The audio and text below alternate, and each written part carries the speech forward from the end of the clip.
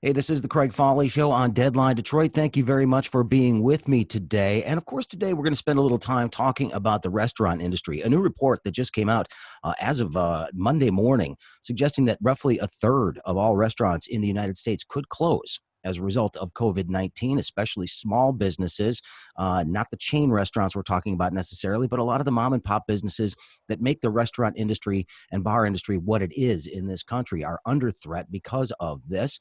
At the same time, these companies are trying to keep themselves afloat. Staffing these businesses is becoming increasingly difficult as well.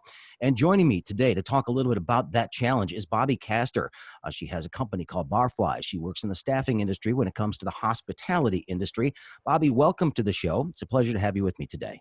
Thank you. Thank you very much. Well, and this is a difficult time. I mean, we are seeing a number of restaurants that are hanging on by a thread at this point in time, but it seems like it's a double whammy.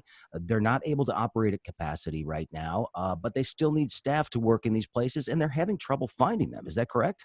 Oh, absolutely. It's sometimes it's a conversation of skill versus will. We can teach anyone almost anything, but do you have the will to work in an industry that is not only physically demanding, but mentally and emotionally? I've always said that the people that do well in this business are thick-skinned and they are multitaskers. They are fast thinkers. They make quick, decisive decisions, and they stand firm in them. This is not a job for the faint of heart. And after spending so long in this business, it always kind of kills me a little bit to hear people say, "Well, when are you going to get a real job?" That's tough because there Well, are it's insulting. It's insulting It too. I is. mean, It is. There are people who have been incredibly successful in this business. There are bartenders in Vegas, and in bigger cities that make upwards of $70,000 a year. How is that not a real job? I mean, it's baffling to me. It really is. well, and when you consider how many people in this country actually make their living in this industry, it seems to me that this is one of those businesses that we really need to do a better job of propping up right now, because the landscape on the other side of this, we have no idea what that's going to look like. I mean, these could be potentially devastating and long-term cuts to this industry. Oh, absolutely. We don't know when we're going to be able to go back to normal. So there were a lot of individuals who were already struggling so deeply, and now with COVID and the current climate that we're in, it's far worse. It's far worse. People who want to work aren't they aren't looking for it because they're home. They're scared to go out.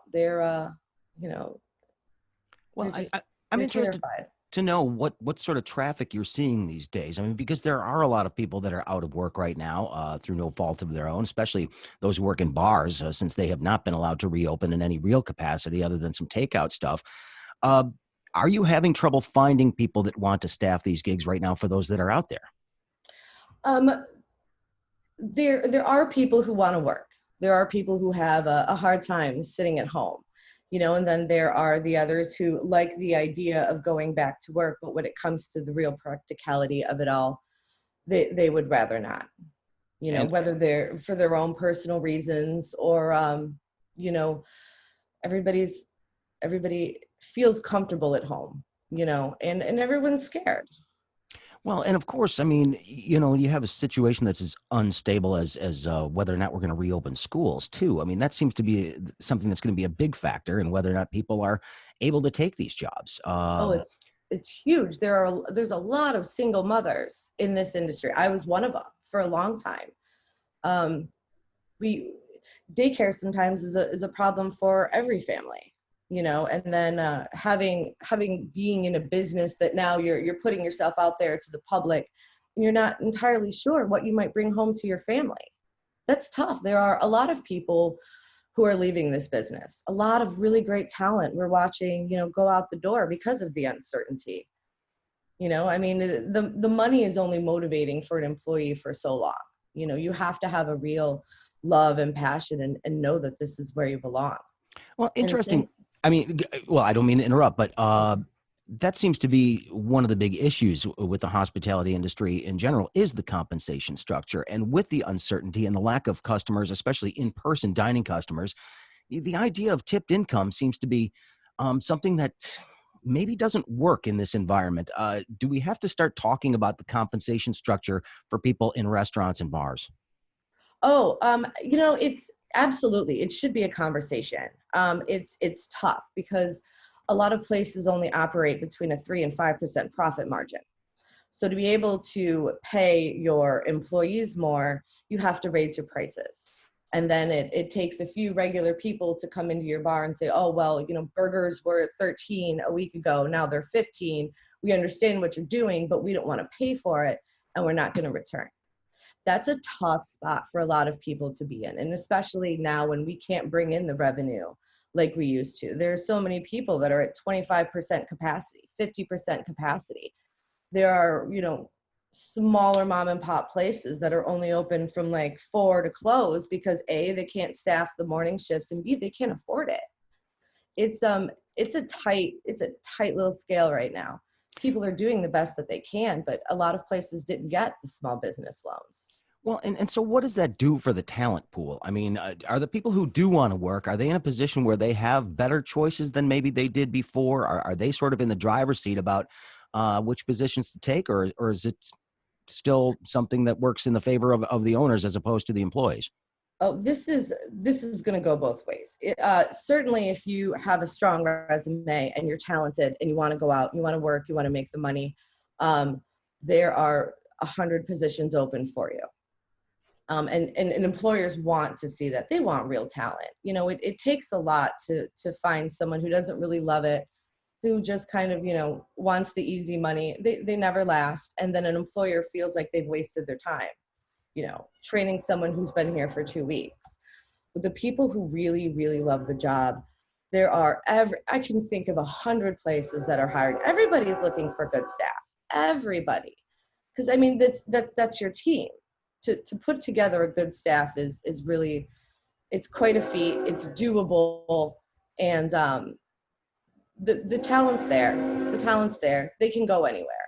You obviously live very close to a train. I'm so sorry. No, that's okay. It's part of this whole COVID thing as we do these Zoom meetings. Hold on. So I will actually leave this in the interview. It's okay.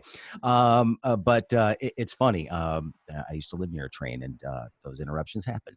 But They say you get used to it. It's never true. well, you say that there's 100 positions out there for talented people right Oh, now. absolutely. Is that creating problems for you as a recruiter? Because you're there to help place people into the right environment and to help these people staff up right now. What are you seeing when it comes to the people that are coming to you for your assistance right now? So it's a mixed bag. I see a lot of really talented people who, I mean, I can get placed in a moment, especially if you're ready to get up and go to work every day and hustle. There's a lot of hustle in it. And then I see a lot of people who just kind of are haphazardly in it. Like, oh, I'll simply go to work in a bar. I won't have to work that hard. I'm cute. People just give me money.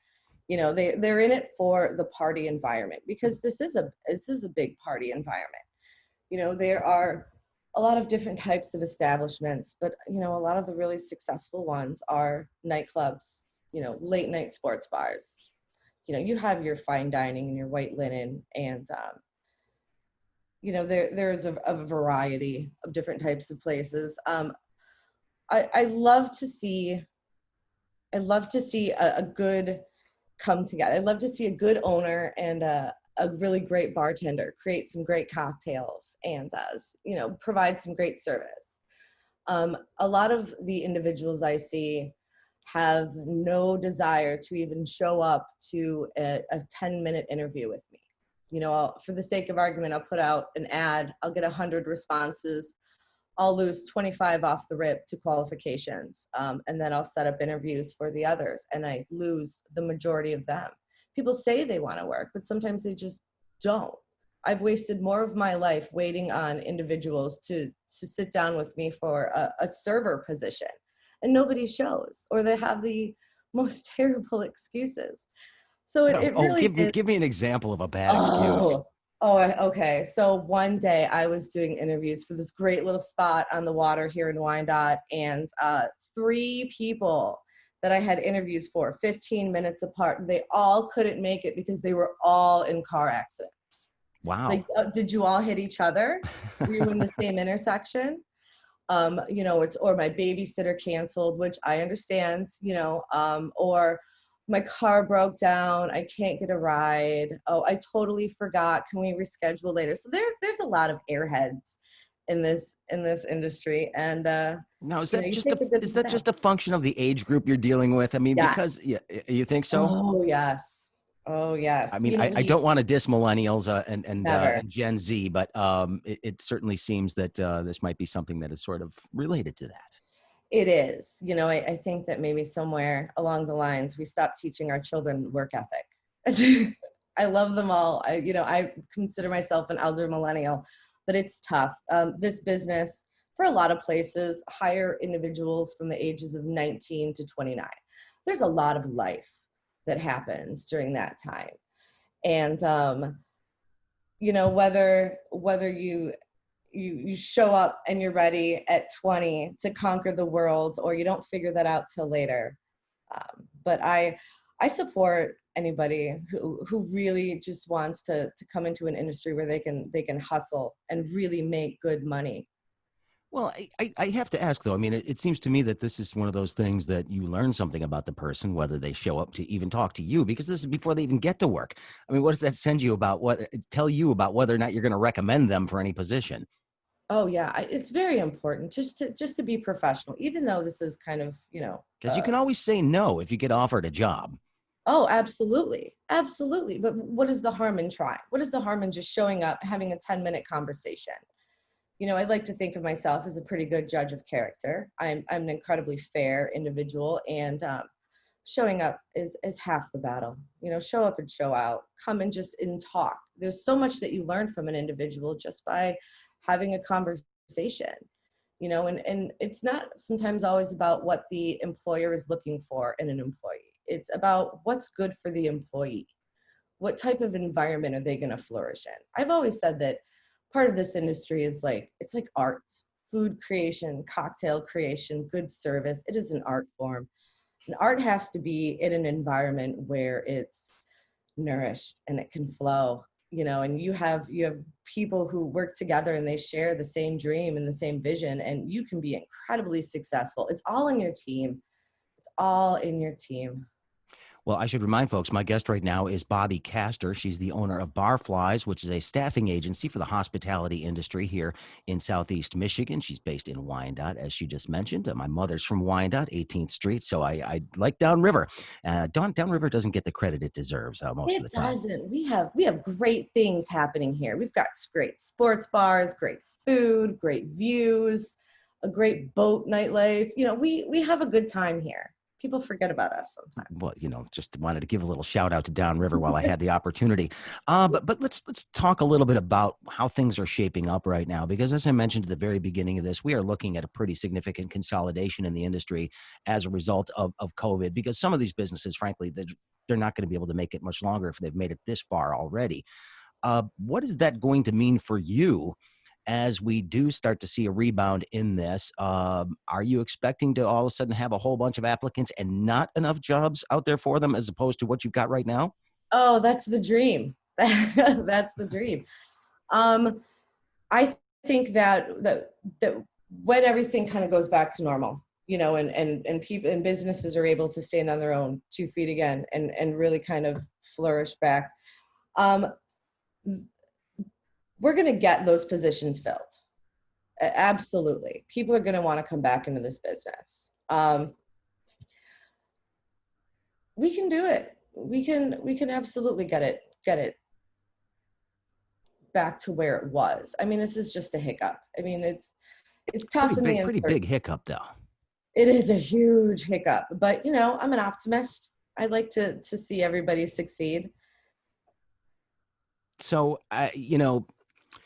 I want to give you an opportunity to talk to some of the people that might be needing your services, or some of the people who want to get involved in the restaurant industry. If they're talking to you, what do they need to know? What do they need to know? What do they need to know about me? Not about you necessarily, about Oh, what you definitely. represent and that's your stage in their process towards getting a gig. I have been in this for 20 years. I understand that to you have to sometimes put a square peg in a square hole. Find the individual first. Find the individual, find the talent, and then find the environment that they'll fit the best in. I think that's the goal. People in work environments that are happy and are successful and are surrounded by great people, like that's the ultimate goal, is to sometimes just to simply get the right people to the right place. Well, I want to follow up on something you said earlier too, though, because there are a lot of people that make a very good career out of this industry, and there are a number of people that have been doing it for decades. But some people, and maybe too many, look at this as just sort of a temporary thing or a stepping stone until they find out whatever their career is. What advice do you have for somebody that's approaching it that way, as opposed to looking at this as a long-term thing? Oh, do it. Absolutely do it. Go into this industry. You learn so many great life skills. You learn how to manage customers, to manage people, to either, you know, to deflect a terrible situation or to, really just brighten up someone's life. We have a lot of customers that we see that we've known for a long time and they become family. The skills that you learn in this job there's a multitude of them. There really are. It teaches you to be tough, teaches you to be fast thinking and strong. It gives you thick skin. And these are all things that you really need in life, just in any industry. Well, I also want to find out what it is your clients are what you're learning from them right now about what it is they're looking for and what they need at this point in time. They need certainty. They need certainty. A lot of people love this business and they don't want to leave it, but they need to know that it's going to be over soon, that that they can go back to their customers and their fun places of employment and be successful again and to make good money. I mean, are any of them suggesting that this is some sort of a new normal that they're going to be dealing with for a while and that they're going to change the way that they sort of operate as a result of this? Yeah, a lot of people are preparing for that maybe this is just now the temperature we're all just going to move at. And that's tough. And again, working in such small profit margins for owners, and then uncertainty for potential employees, it's tough. I mean, we're optimistic for it. I have a great team, and we're hoping for the best. Well, Nobody wants to see anybody fail. This is one of the largest industries in the nation. We don't want to see it go under. there's been a lot of discussion about whether or not these enhanced unemployment benefits that people have been getting over the past several months, if that's been a disincentive for people to go back to work. Those expired as of a couple of days ago. We Yes. don't know if there's going to be an extension of that or not, but are you expecting there to be an influx of people that are all of a sudden looking again? Oh, absolutely. Absolutely. And I think the biggest group of those individuals are line cooks and chefs. That's a very high stress environment in a kitchen on a Friday night in the middle of a rush. Like, it takes a really tough individual to be able to handle that. And I think that a lot of them have just kind of enjoyed this break, because it's stressful. But now that it's over, and now that people won't be making as much staying at home for the greater good, but we have to get back to work, and Well, that includes all of us. well, is it line cooks in particular that you're Well, seeing there's demand for, or oh, or is it all absolutely. positions? Absolutely. And it's always been kind of astounding to me because there was such a boom in the culinary industry. Everybody, a lot of people wanted to go to culinary school, but then we weren't seeing them in the pipeline of employment. Whether they thought in culinary school that maybe going to work in a restaurant wasn't going to be quite like it is. Maybe they had this little dreamer idea about it. Everybody wants to be the next Gordon Ramsay and Wolfgang Puck, but they had to be line cooks too. Um, you got to start somewhere. Very true. Very true. Yeah, I think that they're definitely going to come back to work, and I think that's going to be great.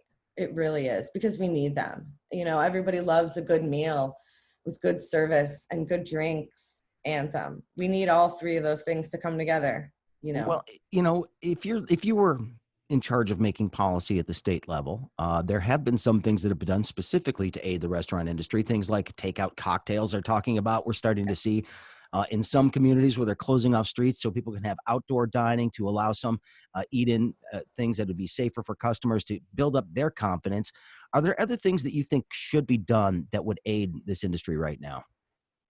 I don't think, other than lifting restrictions, there's anything that we can do. Here's why. The people who want to be out are going to go out. The people who want to go to Jobby Nooner are going to go to Jobby Nooner. We are humans. I think that you can only keep us captured for so long, and it's just nature. So there are individuals who aren't as concerned as others. There are healthy people who are looking forward to just going back to regular life, and then there are people who are far more concerned, and that's okay. I think a lot of it's the balance. We have to find a way in between that. What that looks like, I'm not entirely sure. I mean, this is unprecedented. I mean, Well, I, I I see. I'm sitting here in my basement with my new studio that I built down here. And I'm going to be working from here for a long time. I'm wondering how you personally have had to adjust to all of this, and what it's done for you or to you at this point. um I've spent a lot of time at home. A lot of personal reflection. And in that personal reflection, I realized that the industry that I love is still going to come back. At some point, it's going to go back to normal. I'm hopeful for the future. I think we're going to lose a lot of really great places before this is over, and that's tough. That's really tough. I think that at one point maybe we'll all just kind of breathe a little, and just kind of just want to go back to regular life, and in that is going out in the world and being social again, and trying not to feel smothered by fear. Well, I do wonder if some of these restaurant owners are just going to sort of go dormant for a little while. The concept will live on. Maybe the building changes because the rent is ridiculous where they are or something. But a place that somebody has spent their blood, sweat, and tears to get up and running and has a good reputation, that maybe the margins just aren't there right now to make it work. Do you expect to see some of these places maybe come back in a new incarnation, maybe with the same concept, same name, a little bit later on down the road?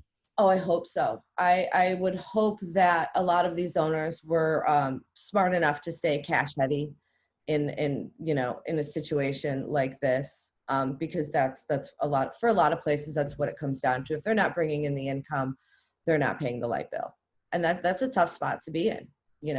It's a lot of responsibility, and it's a lot of responsibility to the community too. We don't want to see a bunch of empty bars and restaurants, whether that just be the situation, and how that progresses. It's going to be unfortunate, but maybe it will give the opportunity for some of these really bright minds who really want to come into the business to find a building that is for a good price, and let them create their dream. Well, and lastly, let's sort of end on this concept because it seems to me that something like simple as going out to eat, going to a bar to have a beer, these are things we've taken for granted for a long time. Do you get a sense that there's a new appreciation for the work that is going on with our restaurants, especially trying to get through this COVID situation? Maybe the tips are getting better. People are starting to recognize that Oh, they got to pony up. I mean, is there some potential good here? there's definitely light at the end of the tunnel. The people who are coming out and frequenting these bars and restaurants, they are happy to be out. And in that, they are, giving better tips, and they're giving more appreciation to what we're going through. And it's really great. It's great to see people who, may have been a little cranky before COVID come in and be a lot nicer now. Well, we'll leave it on that optimistic note. That's a good way to end an interview like this, given everything that's going on. But Bobbie Kaster, again, the company is called Barflies, and we appreciate you being on today. Thank you very Thank much. you. I appreciate the opportunity. Absolutely. And this is the Craig Fahle Show on Deadline Detroit. My name's M.L. Elric. I'm an investigative reporter and a connoisseur of fine yogurts. I know a little bit about Detroit. I know a little bit about deadlines. And I'm asking you to become a member of DeadlineDetroit.com. Like me, I'm not asking you to do anything I wouldn't do. I'm making a monthly donation. My wife is making a monthly donation. I know that seems redundant, but they need the money, and the money goes to a good place. Getting the story out, getting the truth out. Because if we don't support local journalism, there's some people a couple blocks away from here who are going to get away with a whole bunch of stuff that's going to cost you a whole lot more than just a few bucks out of your pocket every month. Go to DeadlineDetroit.com, become a member. You'll see it's really easy at the top of the website. Give early, give often, give generously. Just give a damn. That's the best way I know how.